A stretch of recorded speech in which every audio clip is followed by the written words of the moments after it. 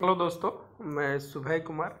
दोस्तों 65th BPSC के लिए जो टेस्ट चल रहा था उसका आंसर की है जो स्टूडेंट के द्वारा जो लिखा गया है उस पे है जो क्वेश्चन था।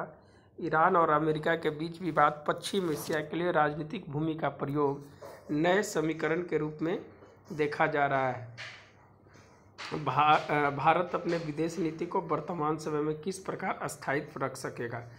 तो दोस्तों इसमें सबसे इम्पॉर्टेंट चीज़ है कि जो ईरान और अमेरिका के बीच जो विवाद है, इन्होंने बहुत अच्छा आंसर लिखा है। आप इस आंसर को देख सकते हैं कि एक ज़माने में पश्चिम एशिया में ईरान अमेरिका का मजबूत सामरिक सहयोगी रहा है। निश्चित रूप से 1950 के बाद अगर देखा जाए तो अमेरिका है और ईरान के बीच बहुत अच्छे संबंध रहे हैं। 1979 कब 1979 के इस्लामिक क्रांति के बाद दोनों के रिश्तों में तनाव आया। तनाव आने के बाद वो है जो 2018 में जो अमेरिका के परमाणु समझौते से पीछे हटने एवं 2020 के आरंभ में मेजर जनरल सुलेमानी की जो हत्या हुई, उसके बाद दोनों के बीच में मध्य तनाव हो गया।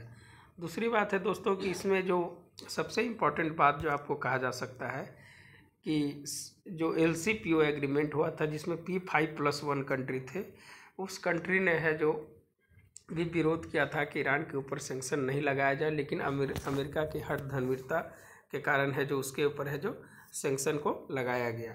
दूसरी चीज़ है कि दोस्तों रहे हैं दरअसल अमेरिका नीति के माध्यम से ईरान को अपने शर्तों पर समझौता के लिए मजबूर करना चाहता है। वही ईरान अधिकतम विरोध की नीति अपना रहा है। इसमें चीन तथा जैसे महाशक्ति ईरान का साथ दे रहे हैं। तो इन्होंने जो आंसर लिखा है उस आंसर को आप देख सकते हैं। अकुत तेल का भंडार मिलने के बाद पश्चिम एशिया में राजनीतिक तथा सामरिक महत्व बढ़ गया। यहाँ तेल के मुद्दे पर कई युद्ध हुए और सत्ता परिवर्तन हुए। साथ ही विश्व की बड़ी महाशक्तियाँ जैसे अमेरिका, ब्रिटेन, रूस ने अपना तेल की आपूर्ति की जगह तेल के स्रोतों में रुचि है जो दिखाई। तो आंसर इनका बहुत ही परफेक्ट आंसर था दोस्तों। आप है जो देख सकते हैं आंसर इनका। आगे जो और लिखे हैं जो आंसर में जो बहुत ही बैलेंस आंसर लिखे हैं, जिसमें संघर्ष की बात किया गया है। तुर्की का जो पीस स्प्रिंग जो था उसकी है जो बात किया गया है। इजराइल फिलिस्तीन के मध्य वेस्ट बैंक है। तो यह जो बहुत है जो अच्छा आंसर है जो यहाँ पर देखा जा सकता है। यहाँ पर दूसरी चीज़ है कि जो भारत किस तरह से अपना विदेश, उन्होंने लिखा है कि भारत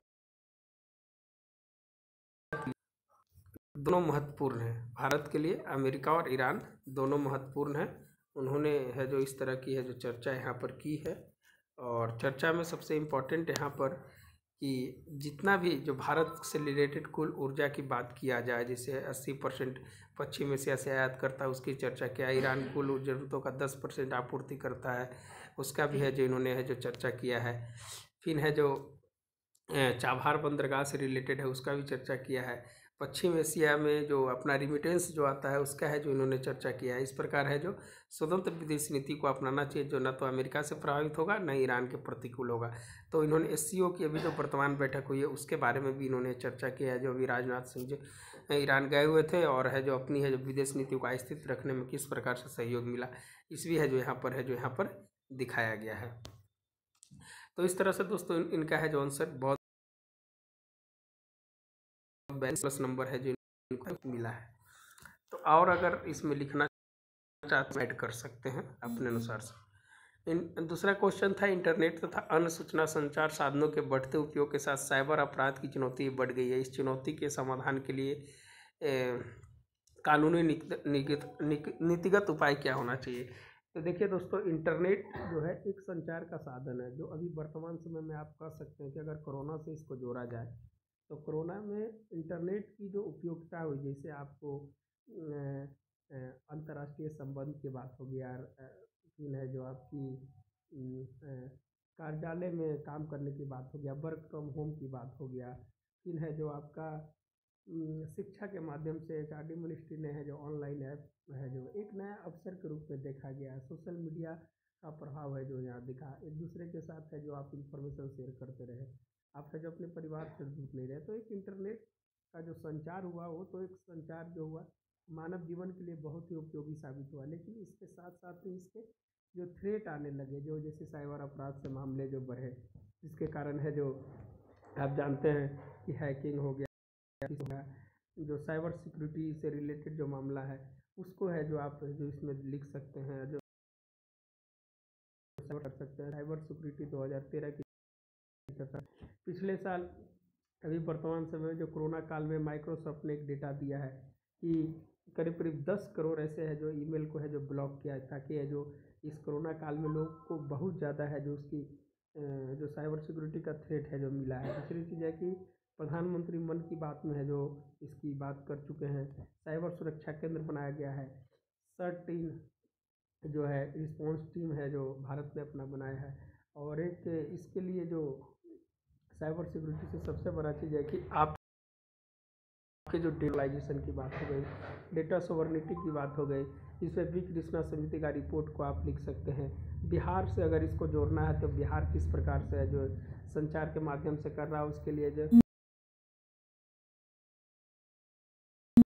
हिंद प्रोजेक्ट हो गया, कोरोना सहायता हो गया, जो लोगों तक पहुंच तो बनाया, लेकिन साइबर सिक्योरिटी का थ्रेट भी धीरे धीरे जो बढ़ता गया। तो आप इससे यही कह सकते हैं कि आप दोनों को बैलेंस करके चलिए, कैसे जो संचार है जो एक सकारात्मक भूमिका निभाया, और दूसरी तरफ साइबर सिक्योरिटी है जो उसे नकारात्मक में है जो परिवर्तित करते गया।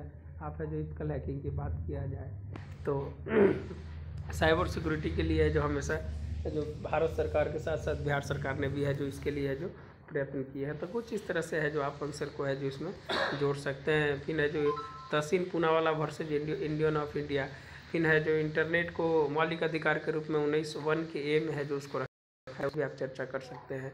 IT एक्ट 66 ए की बात कर सकते हैं। तो ये सब चीज़ है जो आप है जो लिख सकते हैं। तो ये है जो आंसर उनका था, जो है एक मॉडल आंसर है, उसको मैंने इसी के सामने रखा है। तो ठीक है दोस्तों, फिर मिलते हैं कुछ नए आंसर के साथ, उसको हमें जो डालने की कोशिश करेंगे। धन्यवाद दोस्तों।